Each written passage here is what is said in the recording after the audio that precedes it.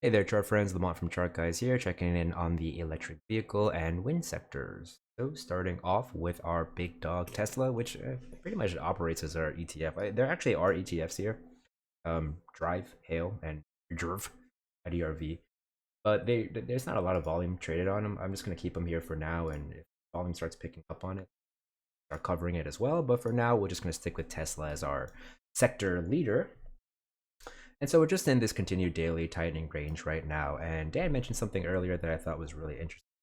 It does make a lot of sense because we're in this really clear EQ. This is all potential energy, right? When if you're a trader and you see this kind of consolidation pattern, it's very common to buy a break, and it's one of the easier breaks. It's one of the more typically more lucrative break when you have this really big daily pattern and then it breaks multiple tops at one time. If you see,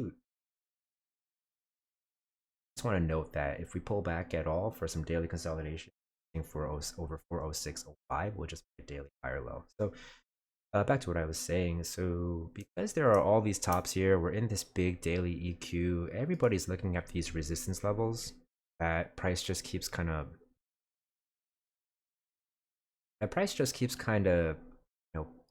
projecting from here, right? So there are a bunch of tops here. Let me just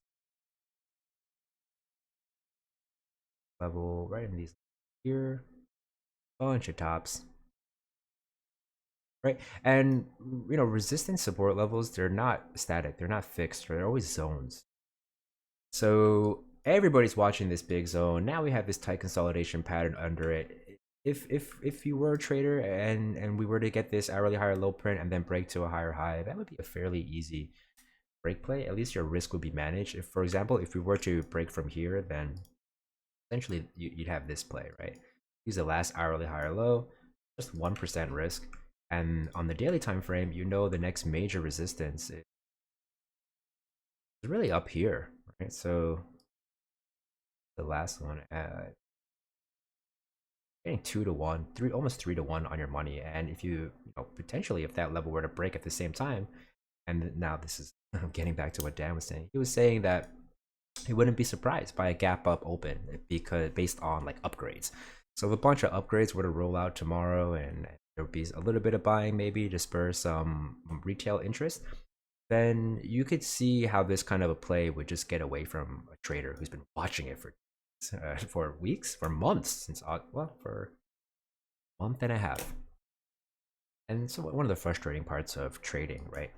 So anyway, let's not just assume that's the case. By no means am I saying that we're going to gap up tomorrow, but on the hourly time frame, we are just tightening, coiling in this range, and we have this really nice back test these previous highs here on this.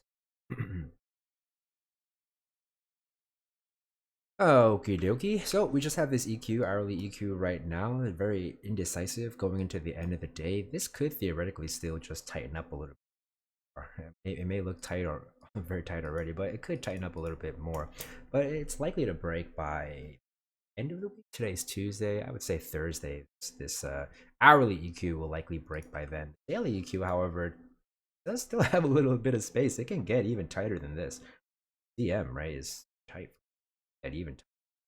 So at most, maybe a few weeks on the for the daily break, but this hourly EQ break is definitely imminent.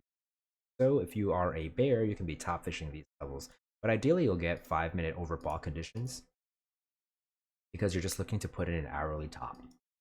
So let's say we have a low open tomorrow near the previous day's.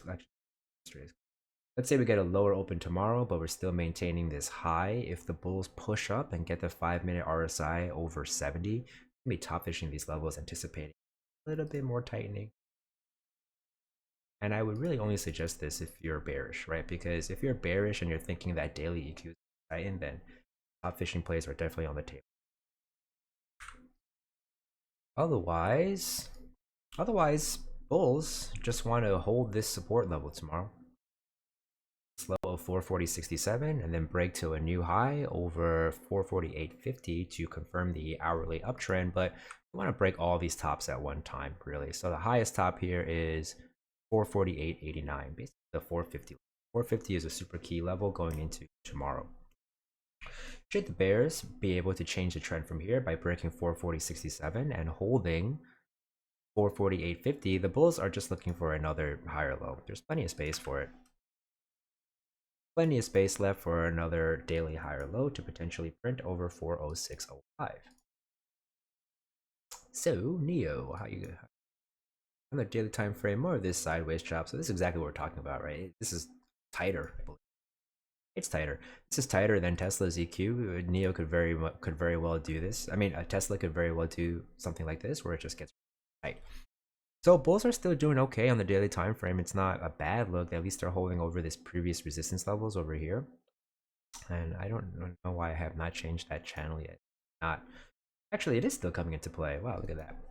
All right, so if you remember a few videos ago, we made a play using this channel on this day, I believe. Shook out pretty well going into next, and then again it played out today. So there's nothing wrong with leaving your lines on, right? Dinsey always has like a ton of lines on, and you know they come into play time and time and again because, well, I mean, they're price action right? So whatever that's where buyers and sellers are in wait, right? If we have a history of sellers lying in wait here, the next time we visit that area, especially if the shorter term timeframes are extended, we can anticipate that there's potentially sellers there again, and we can be positioned with them.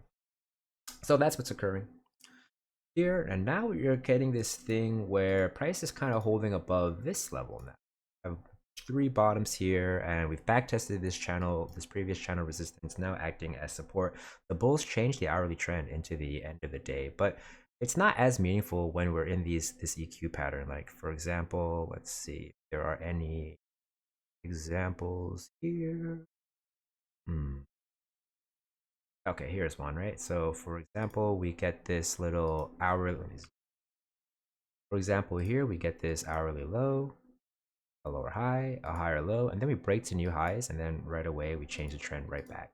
And that's just because we're in this daily consolidation, right? Yes, we are trend traders, but we want to be mindful of context, right? Price action trends, higher lows and lower highs, they're just not as effective if the market is not trending well.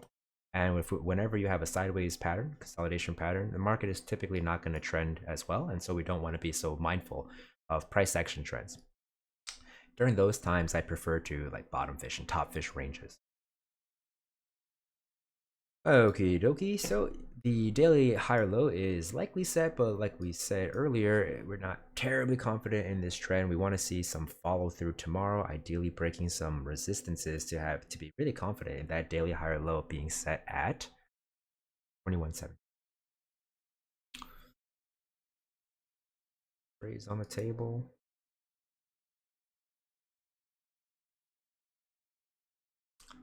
I still don't hate top fishing. I don't hate it.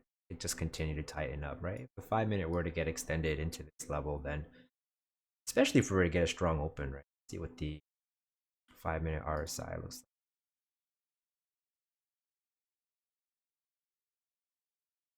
Yeah, if we were to rush up into those levels again and get the 5 minute extended, there's definitely a top fishing play at the open tomorrow. However, you just want to be mindful as a bear because bulls are really just looking for another hourly higher low, especially if they get a strong open tomorrow. This is already kind of enough space, and maybe this higher low is already being set in after hours. That's 5 minute. It has not, but it might. Let's see. NKLA. Get out of here. NKLA on the daily time frame. What is this? Probably on a time. All right, so NKLA is holding up surprisingly well.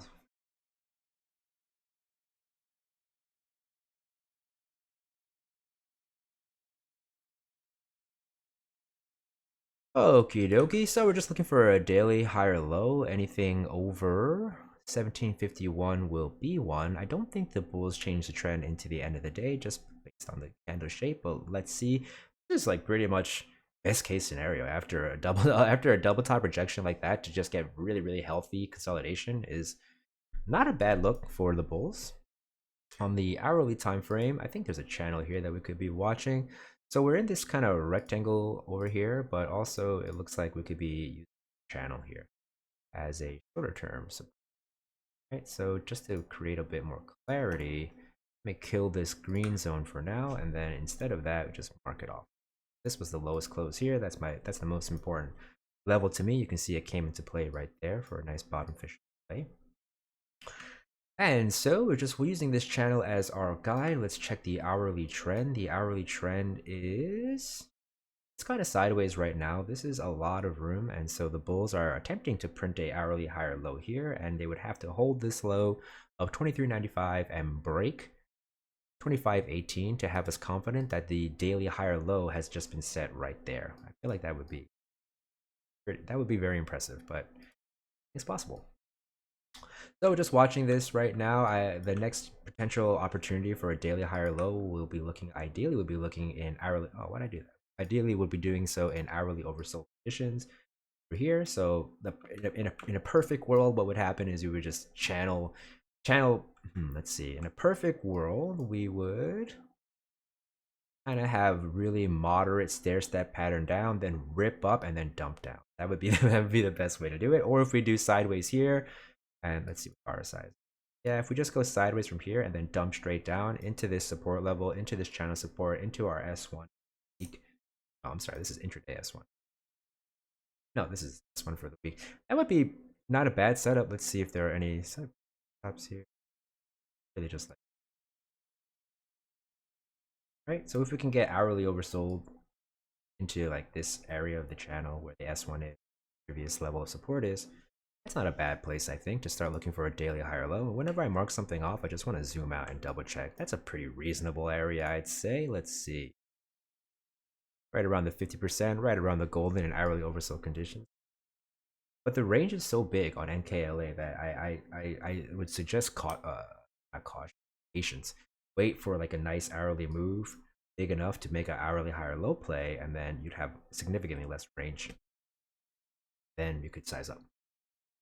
All right, so moving on to the, I don't even know why I cover volume on. Let's see. You don't have to say all your thoughts out loud. Say that out loud. Okay, so we are pulling back, looking for a daily higher low. I don't really consider that much of a daily higher low. I don't even like that one. It's not much of a pullback for me on the ETF. I would say anything over 1663 would just be a daily higher low. See if the hourly has.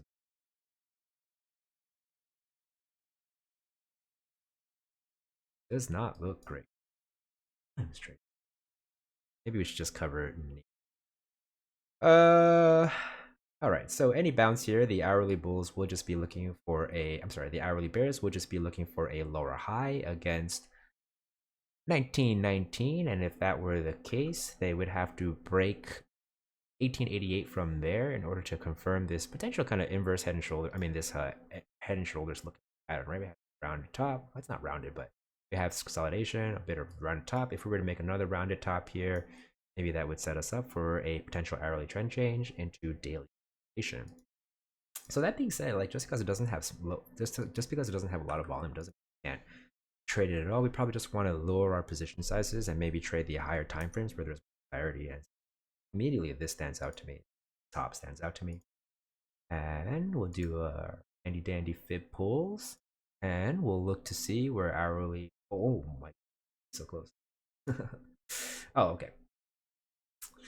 Alrighty, so the hourly would start getting oversold around 18, the low 18s. So personally, I would like to be more conservative on low volume names because they can wickier. The price action can. So I'd probably look for something like that.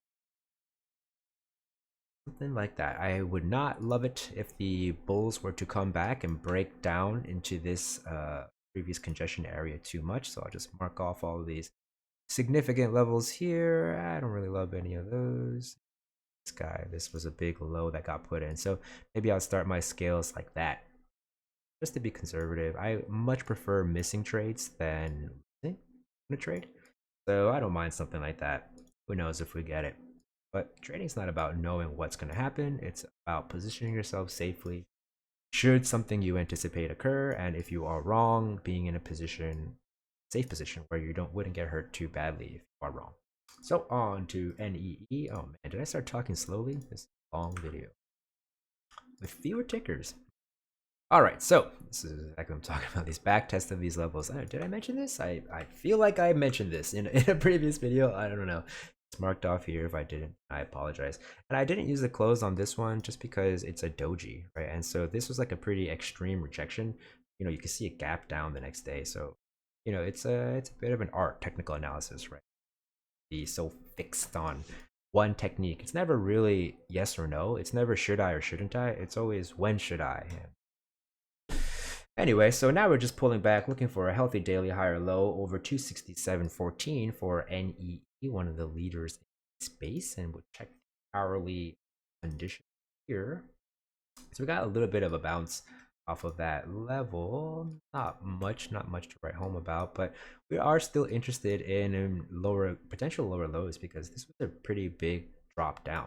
The likely scenario on the hourly time frame is a lower high compared to 308.06. If the bears were to set that lower high somewhere below it and then break this low of 299, that would be an hourly downtrend, and we would be downside, and bulls would be still looking for a potential daily higher low to print.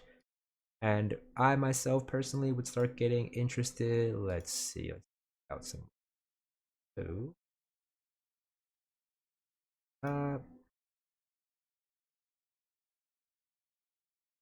yeah, probably right around the 50. Probably right around the 50. We also have our S1 there. Yeah, something like this.